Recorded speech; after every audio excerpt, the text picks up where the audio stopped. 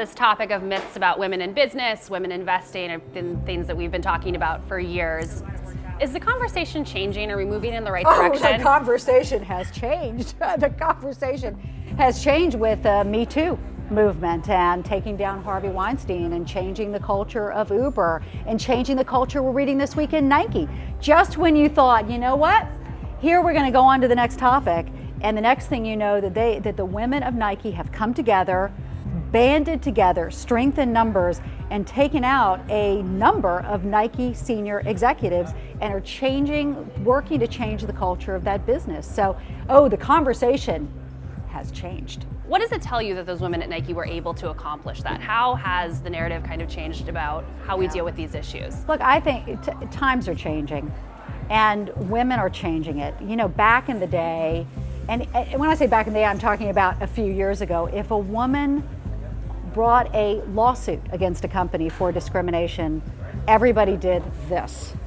And you don't only have to go back to Ellen Powell when she sued Kleiner Perkins, that woman was alone. Really alone. And a combination of a couple of things is happening. One, social media is so much more widespread. So when a hashtag #MeToo gets going, women can participate in a way they couldn't when, oh gosh, look, I read about it in the New York Times. Yeah. I mean, what else could you do? But you can participate in a way.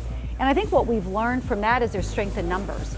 And you know, we were separated at work for so long that if you wanted that senior job, and you knew there was only going to be one woman who had that senior job, because there'd only ever been one woman who'd had the senior job, then you weren't over with the women. You were trying to be in with the guys, right? There was sort of, you viewed yourself as stronger if you were separate and viewed as being one of the guys than you were in the diversity group with the women.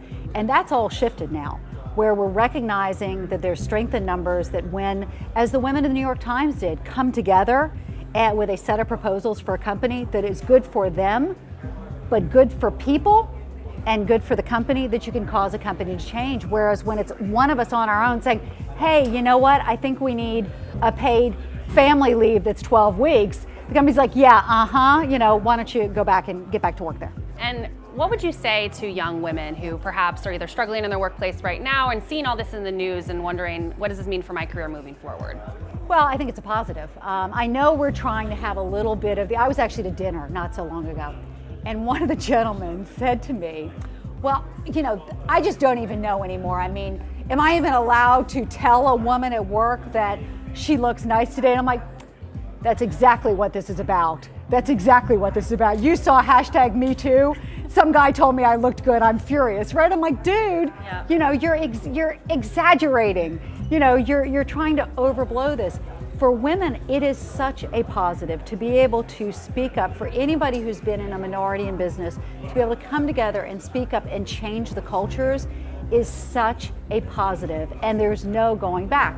For young women in the workforce today, I tell you, it's a positive. It's an absolute positive for you.